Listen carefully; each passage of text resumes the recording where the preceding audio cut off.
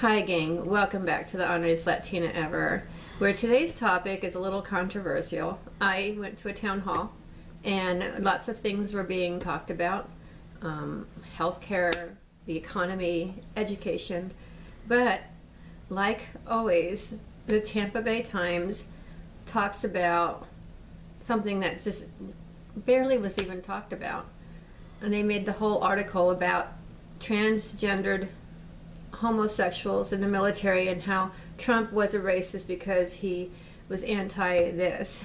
So I just have to take this up because it brings me back to a time when I took a college course, and it was called Gendered Lives, and everything was great. It talked about guy roles and women roles and how we're different, and how body language is different, and how we grow up differently, and how we're differently. But then the new age thing for the liberals is that we're all the same and we're all equal, and women can be men and men can be women, and our kids are gender confused.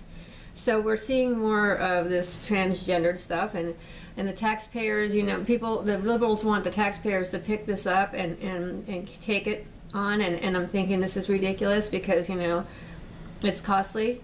It's psychologically damaging for a kid to think that I like to sew, so that makes me want to be a girl, or a woman, for example. I like football, that makes me want to get muscles and become a man.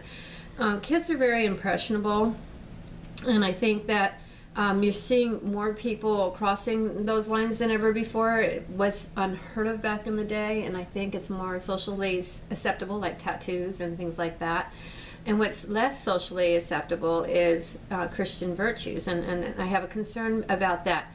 I don't think it's racist, Tampa Bay Times or Charlie Crist. I think that we have a right to discern, a right to, question, because a lot of the stuff that the left does is being taught in the schools as acceptable, this whole anything goes kind of thing, and anti-American, open borders, big government, all that stuff goes into the schools, and then if we say something, saying, well, we would like to keep God, in the Pledge of Allegiance, or we would like our kids to not be exposed to these kinds of radical left lunatic agendas, and so, oh, well then just go to a different school, so this is being crammed down the throats of a public education system with kids that come from very poor environments, environments where there's abuse and drugs and addiction. They're very impressionable kids. They don't have much structure at home,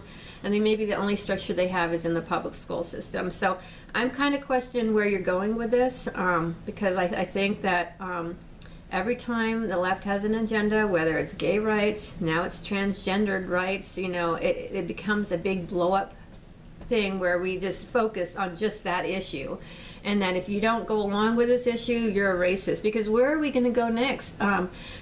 People like their dogs a lot. Some people want their dogs to have rights. Maybe some people want to give everything to their dog, or maybe we might have somebody that wants to become a dog. We're going to have a transgendered human, like, I want to be a dog. I don't know. There was this group that wanted to become babies. I seriously, there was like this video or something where there are these grown men who walk around in diapers and they want to be changed and taken care of like babies. It's this thing, it's legit. Are you going to make an agenda out of that? Really, some of the things are so bizarre that where are they going to go? Like, we have this like NAMBLA thing. It's a global thing. It's a man-boy association. It's disgusting, and it indoctrinates pedophilia, and it is a real group, and it's about man-boy love association. We actually had a liberal mayor out in Oregon have sex with one of the underage interns, and he thought that was okay or appropriate. So I think when you put things out there to impressionable children, I think you need to discern a little bit. I don't call it racist or bigoted, I just call it responsibility. That's all.